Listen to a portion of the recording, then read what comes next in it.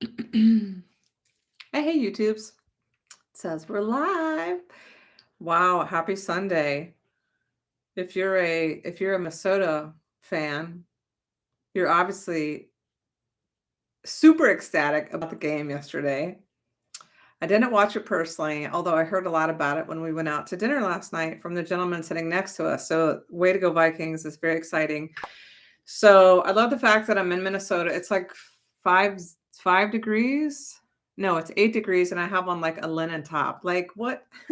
I'm just doing this so that the color pops on the YouTube's channel. So, anyway, welcome to day 7 of the Let's Manifest Challenge. I'm your host, Elizabeth Overton, and today I really want to talk about this idea of supply and demand. I think analogies are really super helpful when we're talking about cool things like manifestation. So, just like a baseline foundational knowledge, in case you're new to law of attraction or manifestation, there are really 3 very simple steps to manifesting. The first one is that you ask for what you want. The second is given. And the third thing is allowing yourself to receive what you desire. And so if we think about supply and demand, typically, if there is um, if there's a demand for something and the supply or the resource for it is limited, then it creates this buzz or this like, oh my gosh, am I going to get it? Will there be enough? It actually creates sort of this thing called shortage consciousness, which is a very prominent thing. And so I was listening to Abraham this morning on the YouTubes, and Abraham was comparing these terms, desire and belief, with demand and supply. And so the conversation was about your desire is the demand. It's the thing that you want. It's something that you want that you don't yet know or have, or it's not in your experience. And your belief about this thing that you want is the supply. And so I believe in an infinite universe. I believe that you are infinite. I believe that you are divine. I believe that you are eternal. And I also believe that energy always flows to any desire in infinite supply. And when your desire for something matches your belief that it is possible, then you have coherence, then you have resonance, then you have harmony. And unfortunately, people, humans, are so well practiced at shortage consciousness, meaning they believe that things will run out, there will never be enough for everyone. And yes, there are short supplies of a lot of resources: water, food, good soil. Like, yes, there are shortages of things. And of course, right now, we have interesting things happening with supply chain and the ability to get resources. Doesn't matter if it's has to do with soil, water, certain. I mean, I was a nurse for 24 years. The plastic that the IV bags are stored in, or tubing. Like, okay, so we are experiencing this time in our planet where maybe there is a shortage of things. However, and I still believe in an eternal, infinite, quantum experience. And the fastest way to kill your supply of anything that you desire is to talk to other humans who have a shortage consciousness. If you're an entrepreneur, the cardinal rule is for the love of all that is holy. You only talk to people who have either been successful in doing what you would like to do. Um, you you talk to people who have results. You talk to people who have done the work and they know the energy and the mindset behind it. You distance yourself from people who will are the naysayers, the people that say it will never work, because again, energy follows thought. Where you put attention, energy goes. So many people are focused in the vibration of lack. So many people are focused in the vibration of lack, and that is due to one reason only, and that is that they are focusing on what's in front of them. Like, well, yeah, my car is broken down and I can't pay for it. Like, I can't make the payments. I can't pay the mortgage. I can't. However, and what you are seeing in your physical experience is only like a smidgen of the energetic truth of all that is. And so there's so much more to the picture. So if instead you can focus on, okay, well, wait a minute. What if just for like the next 20 minutes, I believed in a quantum universe? What if I believe that even though I have had experiences of lack and limited resources, what if I just afforded myself the opportunity to believe that the opposite is also true? What if you afforded yourself that experience, right? And so it's completely up to you how what experiences come onto your path, because it's all energy.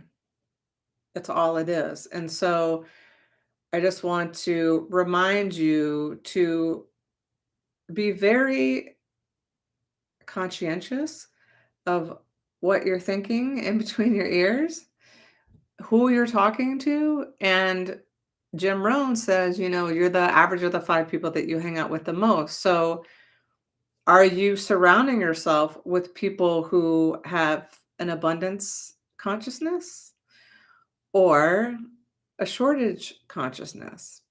Because that is going to dictate your experience. And sometimes it can be difficult for people to make that shift, make that transition. However, it can be done. It's baby steps. It's one thought at a time. It's one decision at a time. And the universe is waiting to give you full court access to front row living, abundance, prosperity, because that's what you are. Like, you're made of trillions of cells, and you, like the universe, are designed very intimately and specifically to expand. And so in fact, when you're not honoring your infinite divine eternal nature, you are slowly dying, because you came here to expand, you came here to learn. And this is what I'll end with. So many people give up on their desires. And some people don't even know what their desires are because they have put themselves last for so long. So Abraham talks about this thing called contrast. And very simply, contrast is that moment where you are in a situation where it becomes abundantly clear the thing that you do not want anything to do with. That is your desire. It's like the opposite of what your experience is that you're hating, right? So that is how you can get clear on what do I actually want? Well, check into your emotions. They're the litmus test. They are going to tell you every single time, 100% of the time without fail, what is up for you. And if you feel like crap, it's because you are very far away from your infinite potential, your quantum divine AFness. And the reason it feels so bad is because that is not who you are, and that is not who you came to experience, right? So anyway, that's what I have for you today on this 7th day of the Let's Manifest Challenge. Normally, I do a card reading from the Divine AF card deck. However, today we're going to spice it up. I am going to read a question from the Divine AF Daily Affirmations and Manifestation Journal for Women, because questions, I have learned, are the bat line, the portal to connecting with your higher wisdom. It's very cool. Okay, so here I'm going to turn this to a question, and we're going to see what it is like. Okay, this is what's showing up that wants to be shared with you this day. Okay, so these are the first 5 pages of this journal are very specific questions to help you connect with, reconnect with, get to know your divine essence, your eternal nature, your higher self, whatever label you would give it. You know, that version of you, that this is my interpretation of your higher self, is that version of you that always has the 10,000 foot view of everything that is happening now, in the past, and what's happening in the future. So when you're in your Maserati going 98 miles an hour and there is a huge curve in the road up ahead, your higher self is going to do something to, like, hello, anybody there? Bueller, to get your attention so that you will slow down, so you don't freaking total yourself and your car at the same time. And so, and this version of yourself has 0 fear, has 0 to do with ego, has nothing but omniscience, omnipresence, all-knowing, all-loving, compassionate, graceful, easy, hilarious, badass sense of humor. And that is always the case. Like, when you decided to come into your physical, can't remember his name. He calls it a carcass. John Levinson. Oh my God. Amazing. He calls it your carcass. When you decided to incarnate into this physical get-up, this vessel, your non-physical self didn't just like, bye Felicia, like disappear, disintegrate. It came with you. It's always with you. So when you're tapped into that, you're totally in the know, and the communication is always coming in. It's just, are you open to it or not? And when you open to it, dude, the world is your oyster. What do you want? Like, it's really that simple. And people think that things that need to be expensive and complicated to be efficacious, and that's just bullshit. Okay, so this is a question that's in the journal. Have you ever had any encounters with the divine, your higher self, whatever label you would give it, God, source, Allah, the universe? What was that like? Was it scary? Was it like, did that just happen? Was it creative? Was it fun? Was it supportive? Was it insightful? Was it expansive? And like, how did that happen? Like, were you about to die and you saw your life flash before your eyes and you had this experience? Like, what happened right before you had this experience with the divine, your higher self, whatever you want to call it? And how did it make you feel? Badass? Quantum? Ecstatic? Excited? Special? Spiritual? Woo? What did you know after the experience?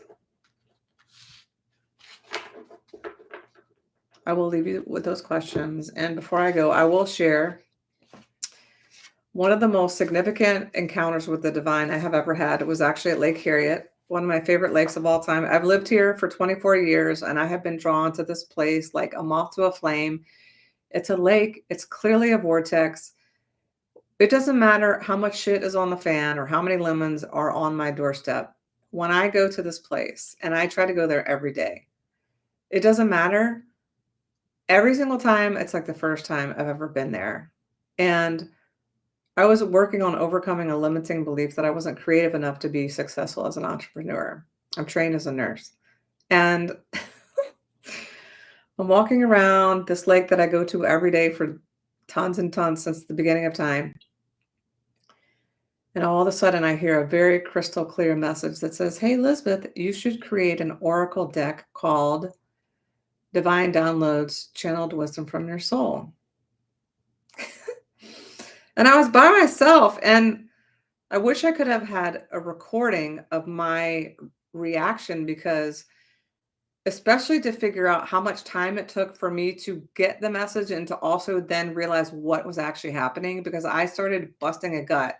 Well, first I'm like looking around to see like, mm, did a human like just say that out loud? Like, what is actually happening? And what seemed like seconds, I just started laughing and I'm like, holy shit, that's like source. That's my higher self telling me to do something super creative because I basically had surrendered. I'm like, listen, I'm done with fighting with myself. This is a bunch of malarkey. Like I just want to enjoy life and be successful. And I feel like I need to be creative to do that. Like can you hook me up? So I did create that Oracle deck. It's the first Oracle deck I created, and that was in 2018. And after I had that experience, what I learned is that you don't need a place of worship. You don't need religion. You don't need anyone's permission to be connected to source, God, all it is, the quantum field. You are the quantum field. You are an extension of source. You are all that is. And it might sound real cheesy and cliche, and it's true. The only reason that you are suffering right now is because you think that you're separate from source. Like hard stop. And that is what I know to be true. So I am just helping you connect back to your divine, your eternal source, because that is the wellspring from which all freaking magic, abundance, prosperity, vitality, magic flows. All right. Thank you. I'll see you tomorrow.